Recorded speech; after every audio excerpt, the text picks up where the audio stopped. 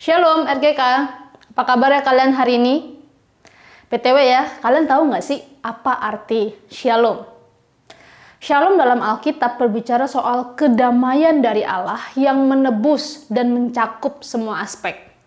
Sebagaimana keadaan pertama langit bumi ini diciptakan, yaitu saat dimana Allah sepenuhnya dipuja, manusia saling mengasihi satu sama lain, manusia memelihara dan menjaga alam ini, di mana di saat keadilan ditegakkan, yang tertindas dibebaskan. Kedamaian semacam itulah yang dikatakan sebagai shalom. Bukan sekedar perasaan kayak orang meditasi, ada damai. Bukan hanya sekedar itu, tetapi keadaan di mana Kristus adalah Raja. Nah teman-teman, kita sebagai pengikut Kristus dipanggil menjadi pembawa damai. Kita dipanggil untuk mengusahakan damai di setiap hal yang bisa kita lakukan, di setiap tempat di mana Allah menaruh kita. Dan panggilan sebagai pembawa damai paling sering diuji di dalam keluarga. Ya, dengan orang tua kita, saudara kita, baik itu kakak maupun adik. Waktu lalu aku pernah buat survei kecil-kecilan di Instagram dengan pertanyaan sederhana, kepada siapa seringnya kamu marah atau emosi atau bertengkar dalam sehari-hari? Dari 15 orang yang menjawab, 12 jawaban kepada keluarga inti, baik itu orang tua, kakak atau adik. Sedangkan 3 jawaban lainnya kepada dosen, motor ngegas di depan rumah, dan diri sendiri. Dari survei kecil-kecilan ini kita bisa lihat bahwa ya mungkin kita punya pemikiran yang indah, pemikiran yang besar tentang shalom Allah di bumi. Baik itu di lingkungan kita berada, peperangan antar negara, kesamaan hak, toleransi suku, agama, dan ras, dan masih banyak lagi. Itu pikiran yang indah dan oke. Tapi kepada orang-orang terdekat kita, ternyata kita masih gampang hilang kesabaran.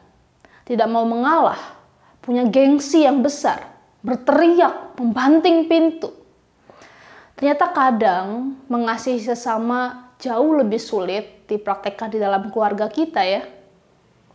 Karena itu teman-teman, mari kita menjadi pembawa shalom Allah bagi keluarga kita.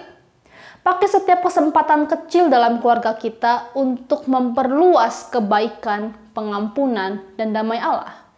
Entah itu waktu makan bersama, santai bersama, menyampaikan pendapat, berdoa bersama, main bersama, dan lain-lain sebagainya. Ya, aku tahu itu tidak mudah. Karena memang damai butuh kerja keras. Kita tidak bisa mengusahakan damai dari kekuatan kita sendiri. Kita semua pasti gagal. Karena kita adalah orang berdosa di dalam dunia yang berdosa. Hasilnya hanyalah mengecewakan orang di sekitar kita, memberi penghakiman dan keegoisan. Bersyukur teman-teman kepada Allah bahwa kita telah menerima pengampunan dan pendamaian dari Allah. Rasul Paulus dalam 2 Korintus 5 ayat 18-19 berkata, dan semuanya ini dari Allah. Maksudnya adalah kita yang sekarang menjadi ciptaan baru, yang dengan perantaraan Kristus telah mendamaikan kita dengan dirinya dan yang telah mempercayakan pelayanan pendamaian itu kepada kami. Sebab Allah mendamaikan dunia dengan dirinya oleh Kristus dengan tidak memperhitungkan pelanggaran mereka. Ia telah mempercayakan berita pendamaian itu kepada kami. Maksudnya, melalui karya penebusan Kristus di atas kayu salib, Ia telah mendamaikan kita dengan diri Allah, sesama, dan dunia ini. Nah teman-teman, pengampunan dan pendamaian dari Allah yang Allah berikan bukan hanya antara kita dengan diri Allah, tetapi juga kepada sesama dan dunia ini. Terjadi di dalam kehidupan kita, di dalam keseharian kita yang biasa ini. Teman-teman, menerima pendamaian Allah memampukan kita untuk memberi dan menerima perdamaian bersama orang-orang di sekitar kita. Ketika kita dilukai oleh orang-orang di sekitar kita, bahkan dari keluarga kita, maka kita perlu belajar memberi pengampunan. Mengampuni berarti tidak memperhitungkan kesalahan mereka. Mengampuni berarti menyerahkan hak kita untuk membalas, mendendam, kecewa, atau membenarkan diri kepada Allah. Sebagaimana Yesus berlutut dan membasuh kaki Yudas Iskariot yang dia tahu sebentar lagi akan menyangkal dia. Tetapi Yesus mengasihi Yudas Iskariot. Berdamai itu butuh waktu dan kerja keras. Berdamai itu harus bayar harga dan meninggalkan ego.